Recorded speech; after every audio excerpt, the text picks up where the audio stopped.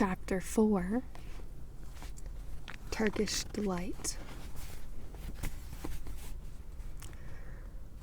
"But what are you?" said the queen again. "Are you a great, overgrown dwarf that has cut off its beard?" "No, your majesty," said Edmund. "I've never had a beard. I'm a boy." "A boy," she said. "Do you mean you are a son of Adam?" Edmund stood still, saying nothing. He was too confused by this time to understand what the question meant. "I see you are an idiot, whatever else you may be," said the queen. "Answer me, once and for all, or I shall lose my patience. Are you human?" "Yes, your majesty," said Edmund. "And how, pray, did you come in to enter my dominions?" "Please, your majesty, I came in through a wardrobe." "A wardrobe? What do you mean?" I opened a door and just found myself here, your majesty," said Edmund. "Ha!" said the queen, speaking more to herself than him. A door from the world of men. I have heard of such things. This may wreck all, but he is only one, and he is easily dealt with." As she spoke these words, she rose from her seat and looked at Edmund full in the face, her eyes flaming. At the same moment she raised her wand. Edmund felt sure that she was going to do something dreadful, but he seemed unable to move. Then, just as he gave himself up for lost, she appeared to change her mind. "My poor child," she said in a quite different voice, "how cold you look. Come sit with me here on the sledge, and I will put my mantle around you, and we will talk." Edmund did not like this arrangement at all, but he dared not disobey. He stepped onto the sledge and sat at her feet, and she put a fold of her fur mantle around him and tucked it in well. "Perhaps something hot to drink," said the queen. "Should you like that?" "Yes, please, your majesty," said Edmund, whose teeth were chattering. The queen took from somewhere among her wrappings a very small bottle which looked as if it were made of copper. Then, holding out her arm, she let one drop fall from it onto the snow beside the sledge. Edmund saw the drop for a second in midair, shining like a diamond. But the moment it touched the snow, there was a hissing sound, and there stood a jeweled cup full of something that steamed. The dwarf immediately took this and handed it to Edmund with a bow and a smile. Not a very nice smile. Edmund felt much better as he began to sip the hot drink. It was something he had never tasted before, very sweet and foamy and creamy, and it warmed him right down to his toes. "It is dull, son of Adam, to drink without eating," said the queen presently. "What would you like best to eat?" "Turkish Delight, please, your majesty," said Edmund. The queen let another drop fall from her bottle onto the snow, and instantly there appeared a round box tied with green silken ribbon, which, when opened, turned out to contain several pounds of the best Turkish Delight.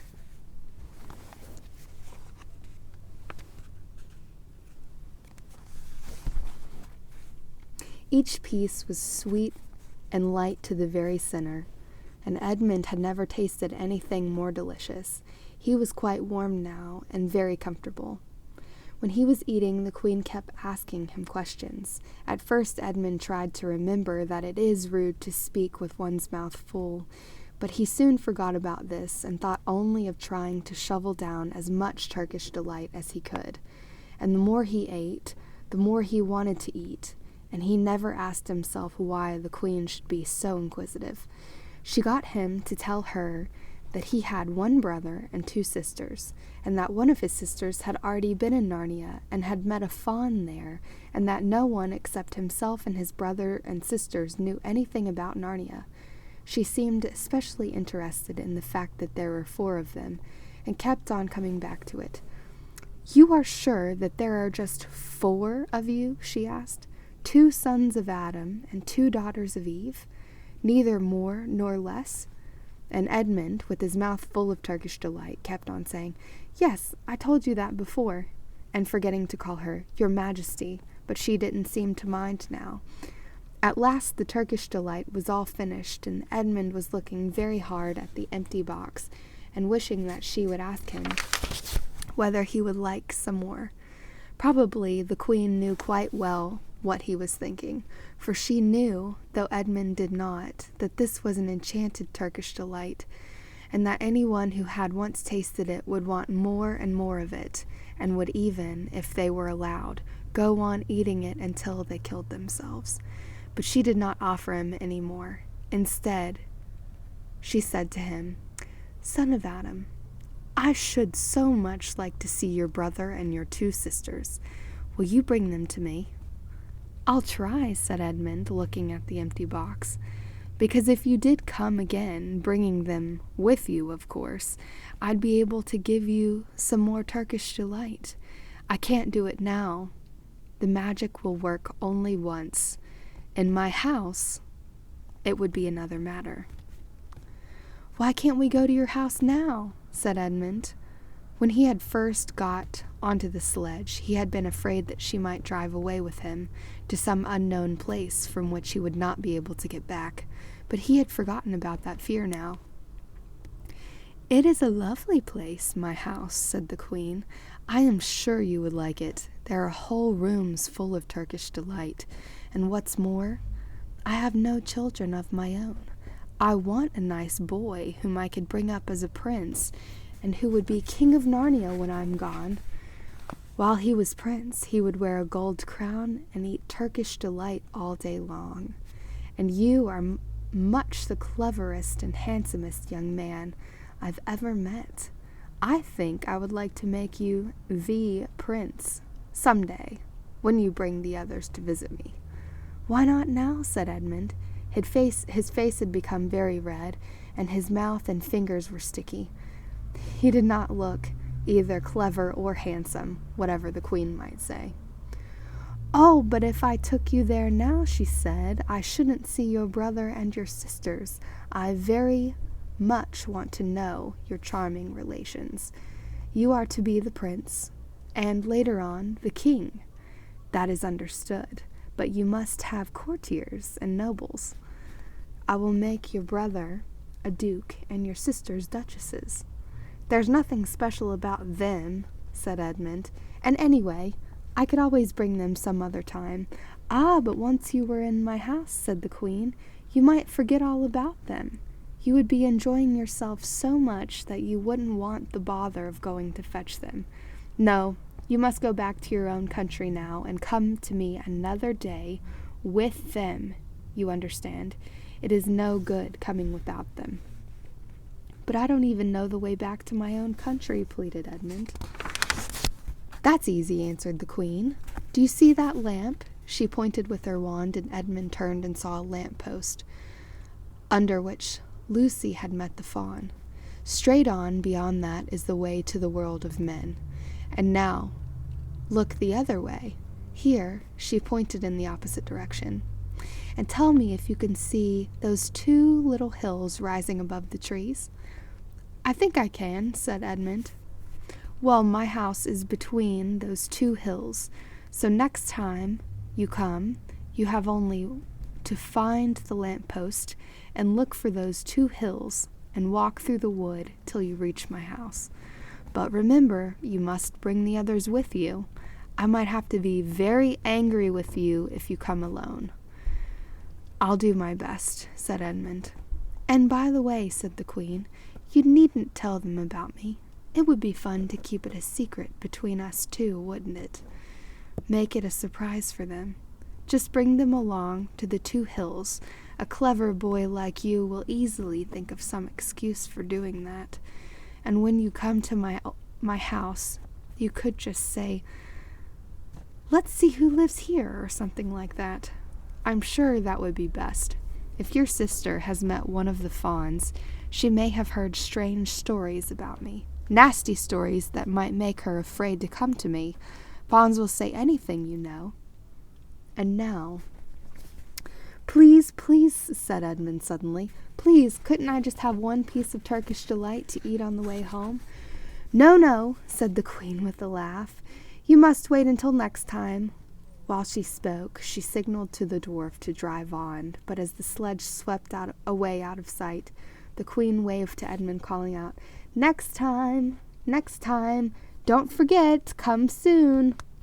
Edmund was still staring after the sledge when he heard someone calling his own name, and looking around he saw Lucy coming toward him from another part of the wood. "Oh, Edmund," she cried, "so you've got in too! Isn't it wonderful? And now—" "All right," said Edmund. "I see you were right, and it is a magic wardrobe after all.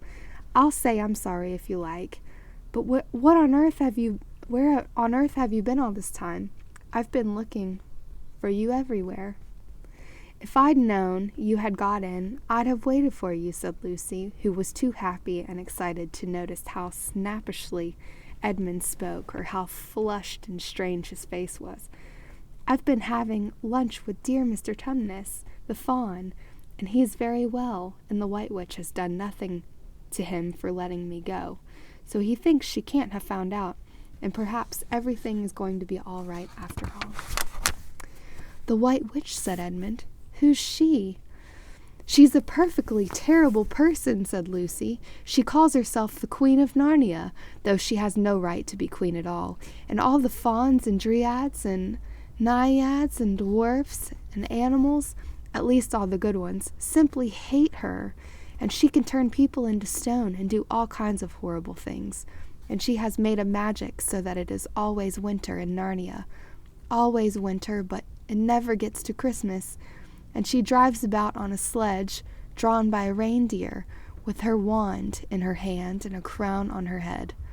Edmund was already feeling uncomfortable from having eaten too many sweets, but when he heard that lady he had made friends with was a dangerous witch, he felt even more uncomfortable. But he still wanted to taste that Turkish delight again more than he wanted anything else. "Who told you all that stuff about the White Witch?" he asked. "Mr. Tumnus, the fawn," said Lucy. "You can't always believe what fawns say," said Edmund, trying to sound as if he knew far more about them than Lucy. "Who said so?" asked Lucy. "Everyone knows it," said Edmund. "Ask anybody you like. It's pretty poor sport standing here in the snow. Let's go home." "Yes, let's," said Lucy. "Oh, Edmund, I am glad you've got in too. The others will have to believe in Narnia now that both of us have been there. What fun it will be!" But Edmund secretly thought that it would not be as good fun for him as for her. He would have to admit that Lucy had been right before all the others, and he felt sure the others would all be on the side of the fawns and the animals. But he was already more than half on the side of the witch. He did not know what to say, or how he would keep his secret once they were all talking about Narnia. By this time, they had walked a good way. Then suddenly they felt coats around them instead of branches, and next moment they were both standing outside the wardrobe in the empty room. "I say," said Lucy, "you do look awful, Edmund. Don't you feel well?" "I'm all right," said Edmund, but this was not true. He was feeling very sick. "Come on, then," said Lucy. "Let's find the others. What a lot we shall have to tell them, and what wonderful adventures we shall have now that we're all in it together."